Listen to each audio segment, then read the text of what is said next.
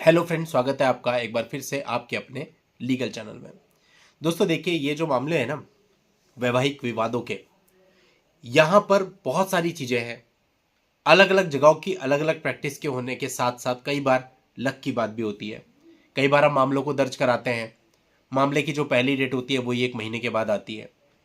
कई बार ऐसा होता है कि इमीडिएट रिलीफ मिल जाता है। अभी रिसेंटली हमने 17 तारीख को एक केस फाइल किया, 498 की क्वेश्चन फाइल करी विद स्टे एप्लीकेशन, और 19 को उस पर हियरिंग भी हो गई और स्टे भी मिल गया। कई बार डेट के लिए हमें 1 1 महीना वेट करना पड़ता है, यानी कुछ भी निश्चित नहीं है। बहुत सारी हाई कोर्ट्स में हमने ऐसा देखा कि पहली हियरिंग हो जाती है, स्टे मिल जाता है और उसके बाद 6 6 महीने तक डेट ही नहीं लगती। रेगुलर बेसिस पे ऐसे कई सारे लोग हमें मिलते हैं और हमसे बातें करते हैं कि साहब इस प्रकार की स्थिति हमारे साथ हो रही है। यानी कहने का मतलब है, अगर आप लिटिगेशन में आ रहे हो तो समय की निश्चितता को तो भूल जाओ। कोई निश्चित समय नहीं है किसी भी चीज़ के लिए, बस चल रहा है। अगर हो गया तो हो गया, नहीं हुआ तो नहीं हुआ। हाँ, लेकिन इसके साथ साथ कुछ सावधानियां भी जरूरी हैं। अभी रिसेंटली कोई हमसे मिलने आए थे, उनका ये कहना था कि उनको उत्तराखंड हाई कोर्ट में एक अपील फाइल करनी थी और उस अपील को फाइल करने के लिए उन्होंने किसी को नियुक्त किया और उनकी जानकारी में आया कि अपील फाइल हो गई।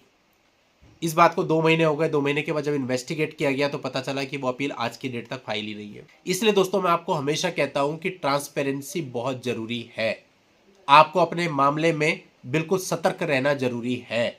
आपको ये पता होना चाहिए कि आपकी फाइलों में क्या चल रहा है। अगर आपको थोड़ा भी किसी भी चीज को लेकर के डाउट है, ट्रांसपेरेंसी नहीं आ रही है, तो आपको कोर्ट में जाकर के अपनी फाइल खुद देखना चाहिए कि उसमें चल क्या रहा है। यानी ऐसा नहीं है कि आप दूसरे प्लेस पे बैठे हैं और आप कभी कोर्ट में ही नहीं आते, साल भर तक आप कोर्ट में ही नहीं आ रहे, आपको क्या पता चलेगा कोर्ट की प्रोसीडिंग्स क्या हो रही है क्या नहीं हो रही। तो इसलिए मानते हैं हर डेट पे आना संभव नहीं होता, उतना नहीं, लेकिन कम से कम 3 डेट के बाद, 4 डेट के बाद एक राउंड तो आपको खुद पर्सनली लगाना चाहिए, देखने के लिए कि एक्चुअल में आपके मामले में क्या चल रहा है, क्या ऑर्डर हो रहे हैं, किस तरह की प्रोसीडिंग हो रही है, जज का कैसा नेचर है, ताकि कल को जब आप उनसे डील करें, उनके सामने अपना पक्ष रखें, तो आपको एटलीस्ट पता हो कि हमें कैसे रखना है। और बहुत सारी चीज़ें होती हैं जो आपको सोचनी चाहिए।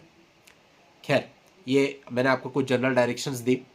अब दोस्तों हम इस बात पे आ जाते हैं कि रिसेंटली एक पक्षकार हाईकोर्ट में आए मामले को क्वैश कराने के लिए। अब मैं इस पे नहीं जा रहा हूं कि मामला क्या था, उसे छोड़ देते हैं।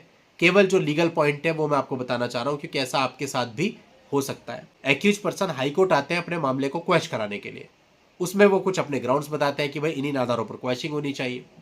और इलाहाबाद हाईकोर्ट में होता क्या है कि इलाहाबाद हाईकोर्ट इस मामले को खारिज कर देती है, क्वैशिंग को। क्यों? केवल पुलिस को डायरेक्शन दे देती है कि आप अरनेश बनाम स्टेट ऑफ बिहार का जो मामला था, उसमें जो गाइडलाइंस पारित की गई थी, उनको फॉलो कीजिए और 60 दिन के अंदर अंदर इन्वेस्टिगेशन को कंक्लूड कीजिए। यानी कि कहने का मतलब है, उस पिटीशन के अंदर उन्होंने क्या ग्राउंड्स लिखे थे क्वेश्चन के, उसको तो देखा ही नहीं।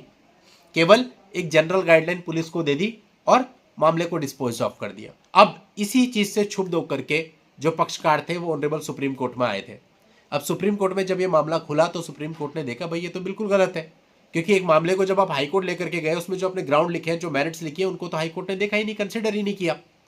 तो कोर्ट ने कहा भाई जब कोई मामला क्वेश्चन के लिए आता है, 482 सीआरपीसी में आ रहा है या आर्टिकल 226 ऑफ द कॉन्स्टिट्यूशन के अंदर आ रहा है, तो ऐसा नहीं है कि आप मेरिट को नहीं देखेंगे, आपको मेरिट को देखना पड़ेगा, चाहे आप उसे एक्सेप्ट करें चाहे रिजेक्ट करें, वो एक अलग बात है।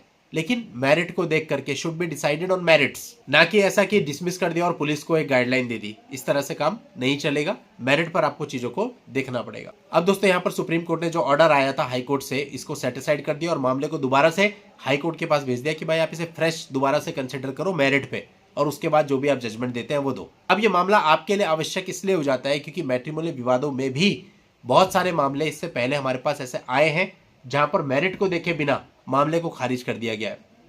अब अगर ऐसा होता है तो ये पूरे तरीके से लॉ के अगेंस्ट है। जो भी एप्लीकेबल लॉ है उसके अंतर्गत आपके मामले को देख करके खारिज या एक्सेप्ट जो भी करना है वो किया जाए, ताकि अगर आप उससे संतुष्ट नहीं है तो आप ऊपर वाली कोर्ट में आएंगे। जब आपकी मेरिट ही नहीं देखी तो फिर कैसे काम चलेगा? तो इसलिए मेरिट पर खारिज होना जरूरी है। कई बार इस प्रकार की परिस्थिति भी होती है कि साहब हमने अपने मामले को विड्रॉ कर लिया। अब अगर आपने खुद ही विड्रॉ कर लिया और उस पर हाईकोर्ट का कोई ऑर्डर नहीं है, तो फिर आप उसको आगे सुप्रीम कोर्ट में चैलेंज नहीं कर सकते, क्योंकि आपने खुद विड्रॉ किया है, मेरिट पर डिसाइड हुआ ही नहीं। उम्मीद करता हूं दोस्तों आप मेरा पॉइंट समझ रहे होंगे और ये वीडियो आपके लिए यूजफुल रहेगा। इस मामले का लिंक आपको इस वीडियो के नीचे डिस्क्रिप्शन में मिल जाएगा, वहां जाके आप इस पूरे मामले की जानकारी ले सकते हैं। आज के इस वीडियो में इतना ही। नेक्स्ट वीडियो में नई जानकारी के साथ मैं आपसे फिर मिलता हूं। तब तक के लिए goodbye and thank you for watching. Take care.